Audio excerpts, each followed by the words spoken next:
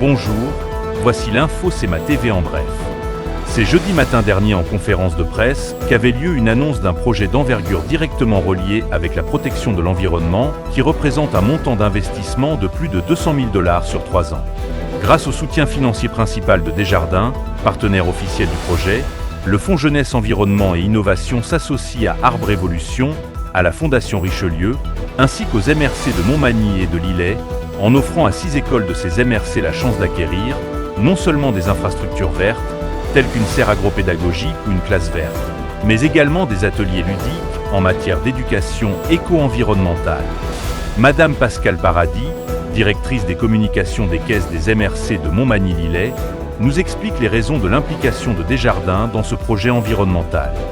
D'abord, la forme, la mission coopérative de Desjardins, on vise un développement pérenne, durable, développement du milieu, développement socio-économique. Et également, ce qui nous concerne dans ce projet-là, c'est la jeunesse. Ce qu'on veut faire, c'est éduquer les gens à la base.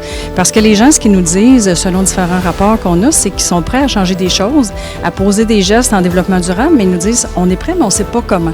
Alors, l'éducation devient très importante dans le projet. Et pourquoi pas y aller directement avec nos jeunes, qui sont notre espoir de demain, là, tout simplement. Là. Alors, ça correspond en tout point à la mission et aux ambitions de Desjardins. Près de 1000 étudiants fouleront les salles de classe des 3 campus du Cégep de la Pocatière dès aujourd'hui le 19 août, soit 813 étudiants à la Pocatière, 149 à Montmagny et 15 au Témiscouata, représentant une stabilité dans l'effectif étudiant par rapport aux dernières années. Le Cégep de la Pocatière demeure populaire auprès des étudiants étrangers, qui seront 124 à prendre part à la rentrée scolaire, dont un peu plus de 50 nouveaux. Les événements tragiques causés récemment par la tempête tropicale Debby ont révélé, une fois de plus, la vulnérabilité de nos infrastructures, les municipalités du Québec ne disposant pas des ressources suffisantes pour agir en amont des événements extrêmes.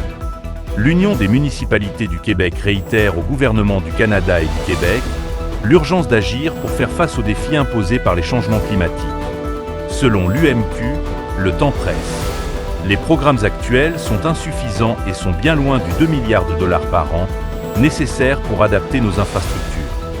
C'est aujourd'hui que la Convention démocrate aux États-Unis s'ouvre à Chicago.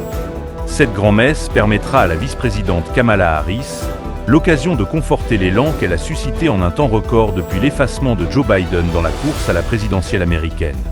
Au sport, le club de baseball senior de Montmagny a remporté le dernier match de la saison disputée en fin d'après-midi dimanche au parc Marcel Desjardins.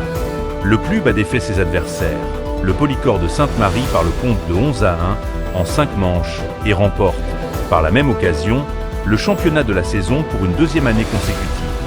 Pour plus d'informations, visitez le cematv.ca ou suivez le fil Twitter X de CEMA TV.